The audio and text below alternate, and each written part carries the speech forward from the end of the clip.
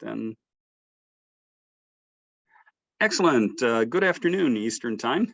This is Carl Bangert. I'm here with John Lukowitz, and I'm going to share the screen and appreciate you taking 30 minutes of your day so that we can talk about cable optimization and advanced routing in IPS cable simulation. This is a beginning of a seminar series, a webinar series that we've started to introduce our user community to some of the advanced modules that will hopefully make life easier in the future.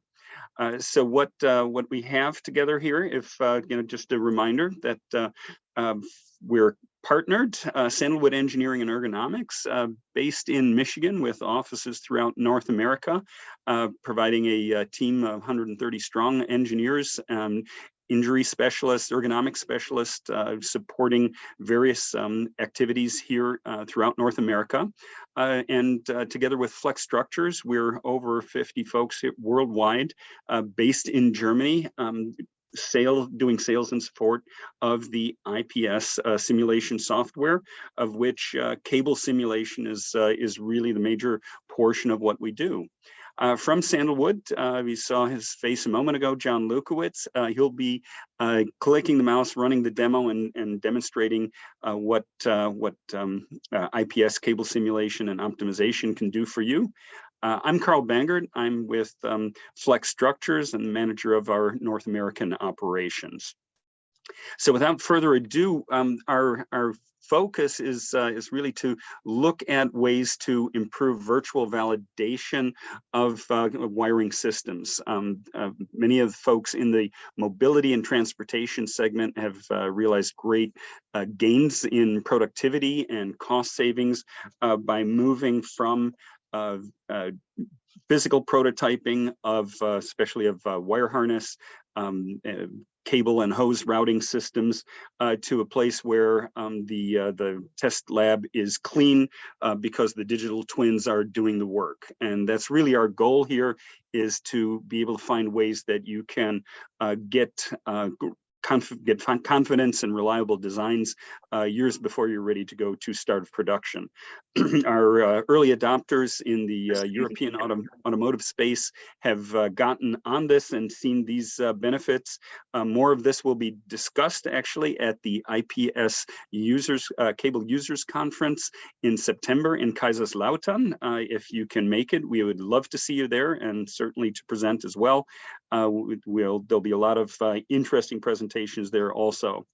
But our focus today really is to look at the importance of improving and optimizing electrical systems as they get more and more complex. You're dealing with wire harnesses, various branches and elements that you're trying to avoid coming into contact with each other, clearances, bend radii that could lead to failure in ever increasingly complex vehicle systems that are more and more being electrified. So that is our goal today.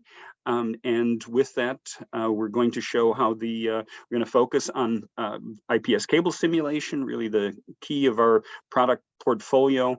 In later seminars, we'll also talk about our interaction with things such as the Assembly Path Planner, IMA, our virtual mannequin for assembly simulation on the computer and in VR. So stay tuned for announcements about that. But as we look to optimize cables and hoses, I'll turn it over to John, and so he can talk to you a bit more using the program you're familiar with, IPS cable simulation. John, take it away. Thanks, Carl. I should just mention here as well that this is the first in a series of 5 webinars that we'll be hosting each week at the same time. So if you're interested in seeing some of the other features of the tool, please register for those other webinars. We'll be covering bellows and grommets, clips and connectors, our IMA mannequin, as well as some of the virtual reality capability.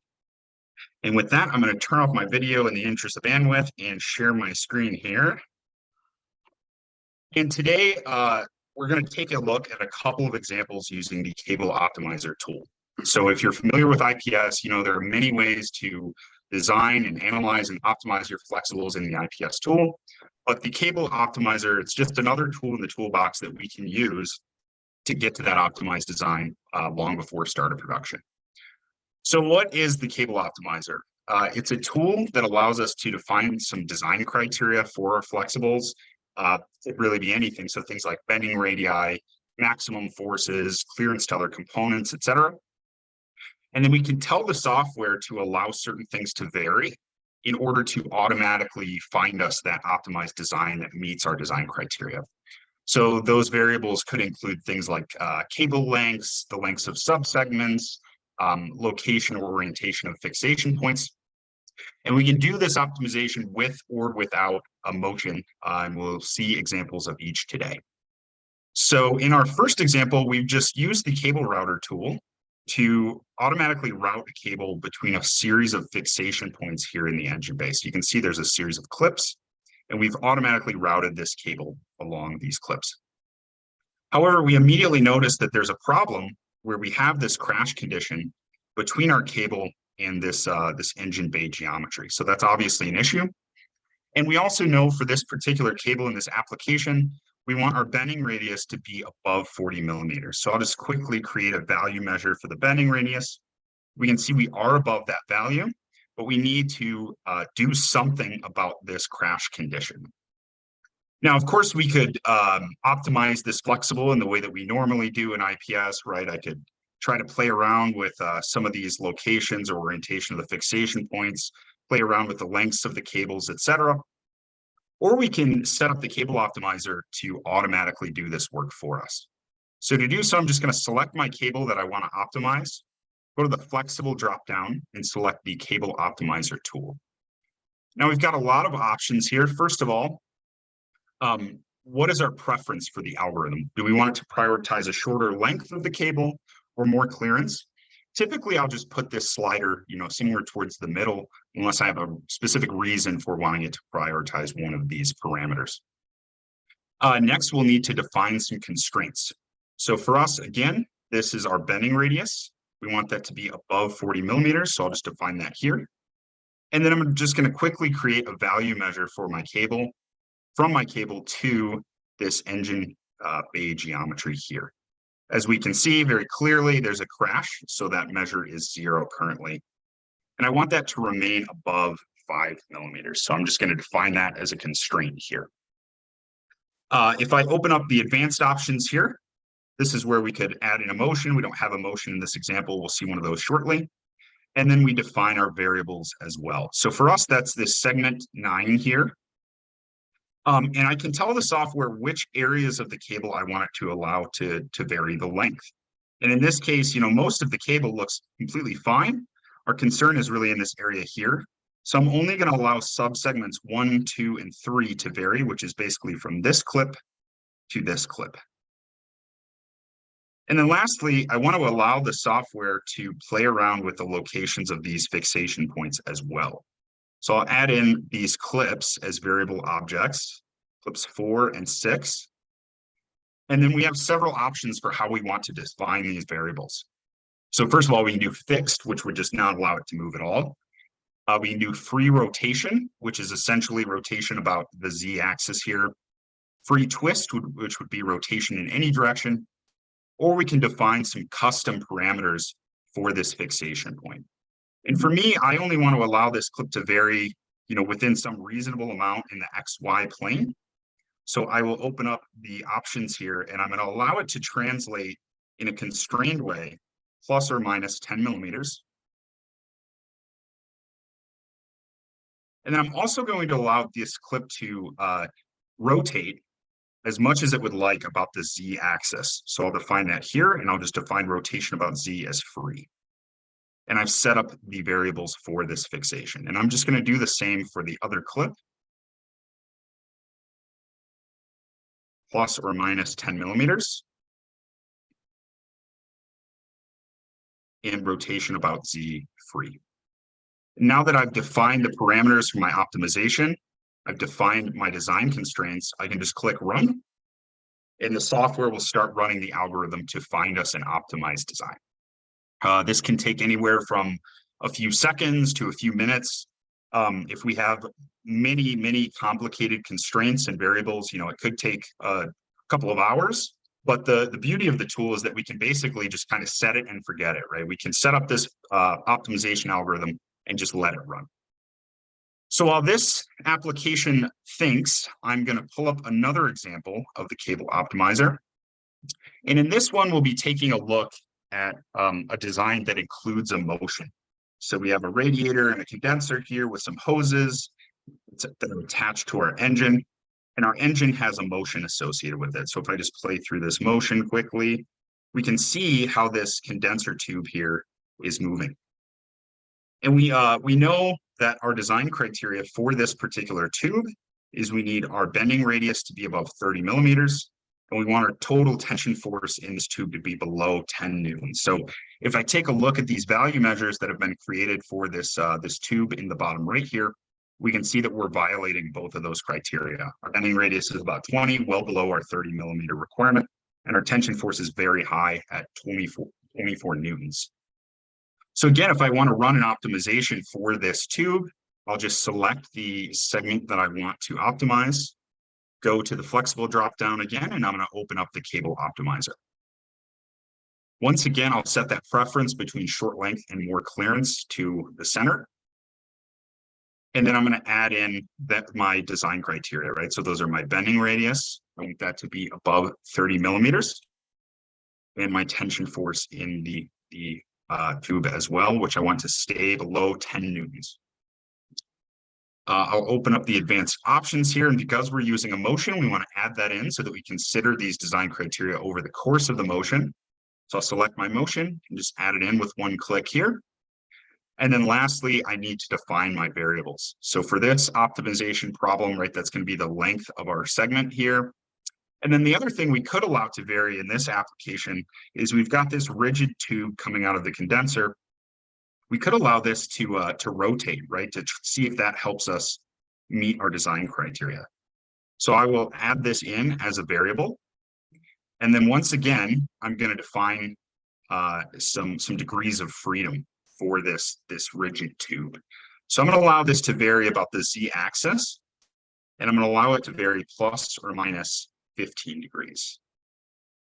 We'll hit OK. And once again, now that we've defined our design criteria, our variables, I can click Run on the optimization algorithm here. While that's running, let's take a look at our other problem. It's been running for about 3 minutes now.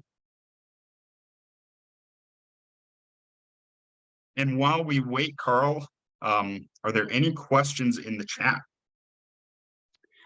I've got a question on the list of constraints and variables. Is that is there a limit to the number of constraints and variables that you can set up? There is not a limit. However, the more constraints and variables we define, right, it's going to be a longer calculation time. And in general, you don't have to necessarily define, like for this problem, for example, right? I only allowed it to move in X and Y plus or minus 10 millimeters. We don't have to do this, but giving the algorithm a smaller space to search for a solution in certainly makes it run a little bit faster and allows us to get to this optimized design more quickly. But in short, no, you are not limited on the number of constraints or variable objects you would like to define. Great. Oh, go ahead.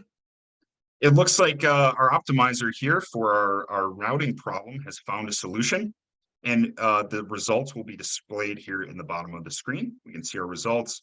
The nominal length of the segment is now 1264 millimeters. Our bending radius is up at 43, which is well above our 40 millimeter limit.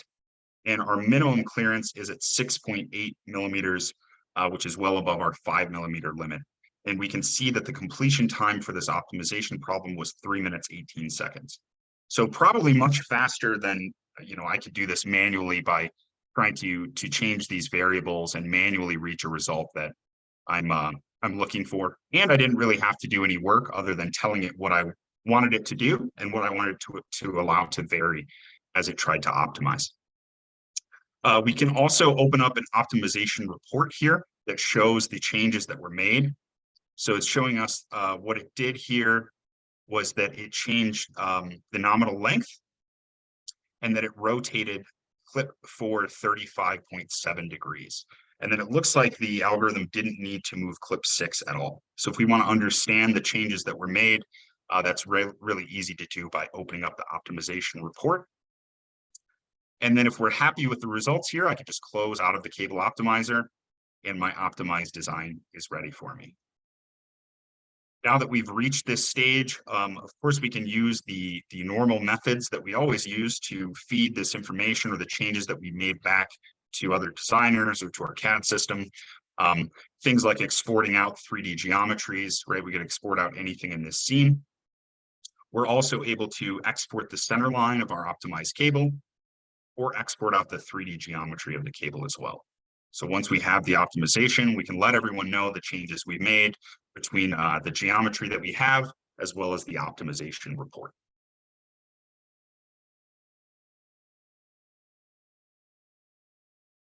Moving back to our optimization problem with our engine and the motion, it looks like it found us a solution here.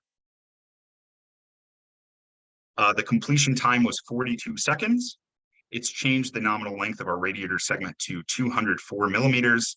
The bending radius is above 30 millimeters, and our tension force is at 9.99, so just barely below our 10 Newton maximum, but it has achieved that result.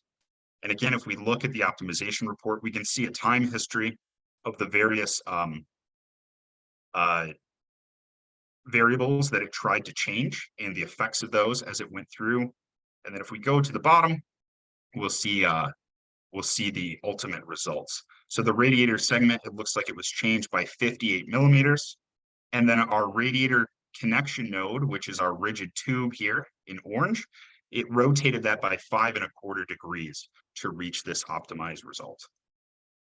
And then again, if we want to be really sure of these results, we can always use our standard kind of normal analysis tools that we always use in IPS, right? So I could run an analysis of my value measures here, my bending radius and my tension force. And we can take a look at these two things. So my bending radius, I said I wanted that to be above 30. So if I look for my global minimum and jump to that point, we can see this is the worst case bending radius at 30 millimeters. And then similarly for my tension force, I could take a look at my global maximum tension force and find that point here. Looks like that value is 9.98 at this point throughout the motion. So we're sort of just verifying and confirming the results of the optimization algorithm here. And I think, John, that's an important point, because in the earlier example in the engine bay, you were looking at one static configuration and looking to optimize around that design position. But what you've done really here is find an optimal solution that works over the course of the time that the motion takes place in. Absolutely. Yeah, and we didn't really require any manual manipulation or work to do this, right? Often we're optimizing our designs by making manual changes, which works very well, but there could be things we're not considering to reach this, to meet our design criteria. So the Cable Optimizer is a fantastic tool, even just as a first pass, right? To see, what if I allow these things to vary? What will the effects be, and how will that optimize or change my design? Now that you've come to an optimized solution, can you use some of the other tools, for instance, tolerance analysis of, let's say, a design criterion that either the segment length or the rigid hose angle? Yeah, absolutely. So I could select my segment here, go to the flexible dropdown, and we have the ability to create tolerance envelopes or motion volumes. So for instance, we could see the effect of changing our segment length, let's say plus or minus 5 millimeters. And we could do this with or without a motion. So I'll add in my motion here. And we can see the effect of that on the shape of the cable. So how it's going to change the shape and the design space that this cable will take up. if some of these things are allowed to vary. We also have the ability to create motion volumes, which many of you have probably seen, where if I would like to see the design space that my segment is going to be moving through without variation, I can also just go to the tools dropdown, select the motion volume here. Oh, now I need to select my motion first, of course.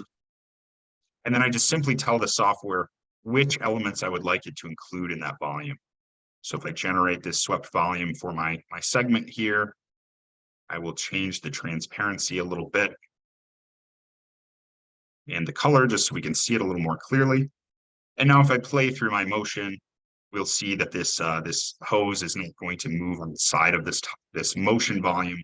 So we can very easily export out this volume to allocate this design space for this particular hose.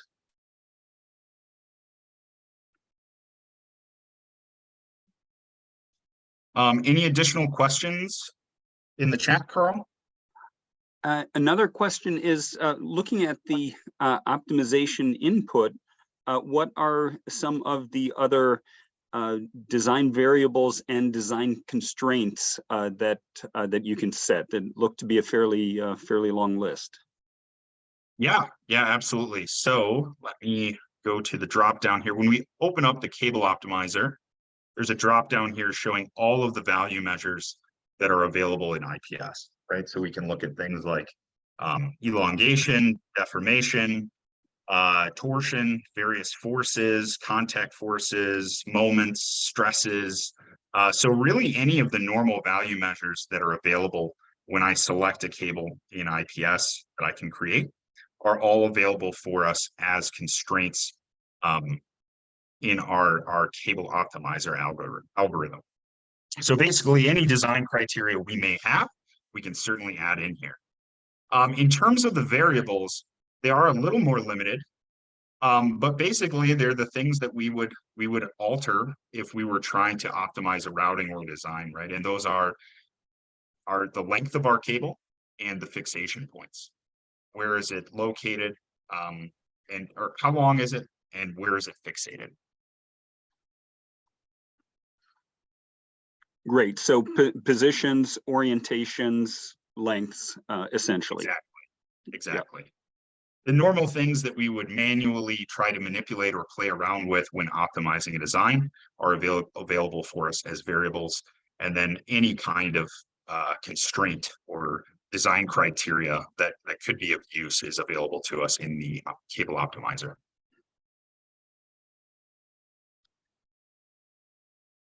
Great. Any additional questions?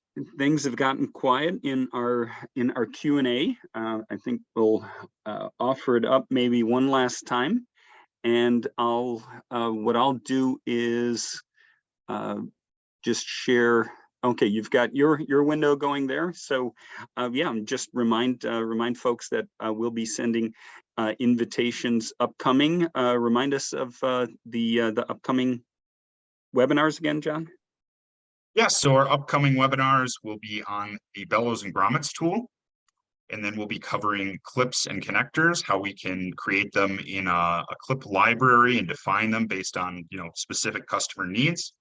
Then we'll be talking about IMA, our digital human model, and some of the ergonomic analysis we can do with that tool.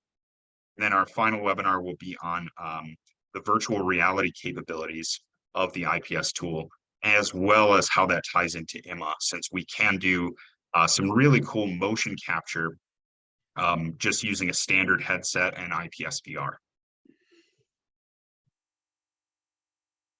Great, thanks, John. And yes, we'll have various presenters participating in the program moving forward. You'll see some additional engineering talent from Sandalwood Engineering and Ergonomics as well. And we look forward to having you be part of that as well. And remember, keep an eye also on the flexstructures.com homepage for additional information.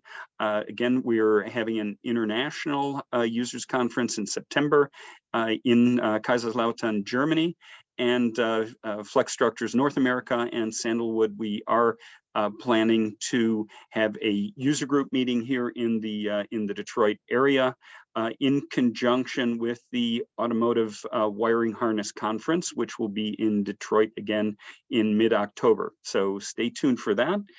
We appreciate all of your support and the work that you're doing here with IPS cable simulation here in North America. Feel free to call or reach out if you have any questions. And with that, wish you a great rest of the day. Thanks a lot, John. Thanks Thank you very much, everyone. Attending. Bye now.